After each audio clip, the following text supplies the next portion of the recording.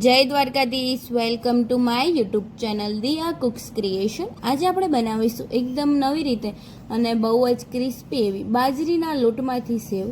બાજરીના લોટમાંથી સેવ બનાવવા માટે મેં અહીંયા સૌથી પહેલાં મિક્સર બાઉલ લઈ લીધું છે।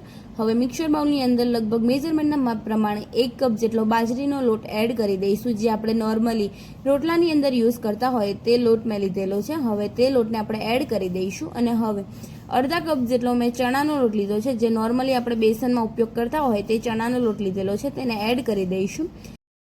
અહીંયા મેં 1 કપ બાજરીના લોટની સામે અડધા કપ જેટલો ચણાનો લોટ લીધેલો છે, જેથી કરીને તેની અંદર સારું એવું બાઇન્ડિંગ આવશે। ચણાના લોટમાં સારી એવી ચીકાશ હોય છે। હવે તેની અંદર 1 મોટી ચમચી જેટલા સફેદ તલ એડ કરી દઈશું અને અડધી ચમચી જેટલો અજમો આ રીતે હાથની મદદથી ક્રશ કરીને એડ કરી દઈશું।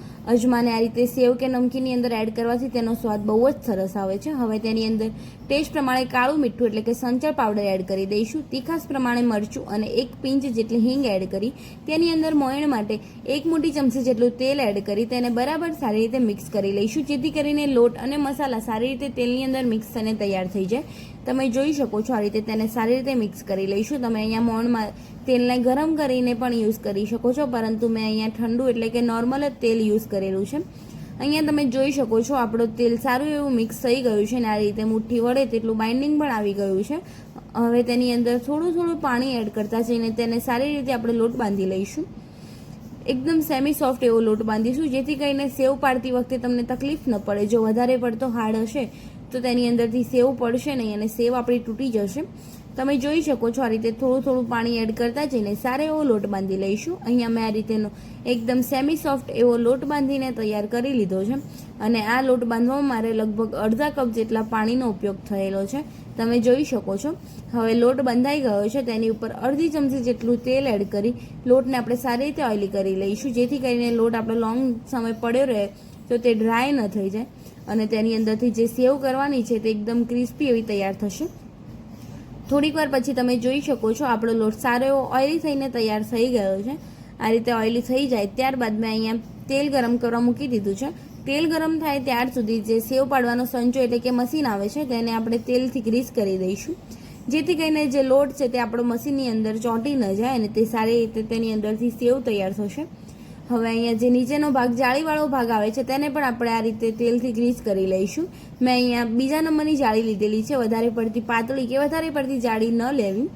હવે બરાબર તેલ ગ્રીસ થઈ જાય ત્યારબાદ આ રીતે હાથમાં પણ તેલને ગ્રીસ કરી લઈશું અને આ રીતે નાની સાઈઝનું મીડિયમ સાઈઝનું લોહી લઈ લઈશું અને તેને આપણે આ રીતે લોંગ શેપની અંદર ક્રિએટ કરી લઈશું અને તેને મશીનની અંદર એડ કરી મશીનને આપણે સારી રીતે ફિટ કરી લઈશું। તમે જોઈ શકો છો આ રીતે મશીનને આપણે બંધ કરી લઈશું। અહીંયા સેવ પાડવા માટેનું મારું એકદમ પરફેક્ટ તેલ ગરમ થઈ ગયું છે। હવે ગરમ તેલની અંદર આપણે આ રીતે સંચાની એટલે કે મશીનની મદદથી ગોળ ફેરવતા જઈને આપણે સેવ પાડી લઈશું। તમે જોઈ શકો છો આ રીતે તેને બરાબર ગોળ ફેરવતા જઈને તેની સેવ પાડી લઈશું। અહીંયા તમે જોઈ શકો છો એકદમ બબલ્સ આવી ગયા છે। આ બબલ્સ શાંત પડી જાય ત્યારબાદ આપણે તેને પલટાવી લઈશું, એટલે કે તેને બબલ્સ શાંત થઈ જાય ત્યારબાદ જ તેને પલટાવીશું। આ રીતે પલટાવીને તમે જોઈ શકો છો આ રીતે એકદમ પલટાવતા જઈને સારી રીતે ગોલ્ડન બ્રાઉન અને ક્રિસ્પી થાય ત્યાર સુધી તેને ફ્રાય કરી લઈશું। આ રીતે તેને આપણે 2 થી 3 વાર પલટાવતા જઈને સારી રીતે ફ્રાય કરી લઈશું। અહીંયા 2 થી 3 મિનિટમાં જ આપણી સેવ સારી એવી ગોલ્ડન બ્રાઉન અને એકદમ ક્રિસ્પી એવી તૈયાર થઈ ગઈ છે। હવે સેમ પ્રોસેસથી ગરમ તેલની અંદર આપણે બીજી પણ સેવ પાડી લઈશું। તમે જોઈ શકો છો આ રીતે આપણે ગોળ ફેરવતા જઈને તેની સેવ પાડી લઈશું। આ રીતે જો સેમી સોફ્ટ લોટ હશે તો એકદમ સરસ રીતે સેવ પડીને તૈયાર થઈ જશે।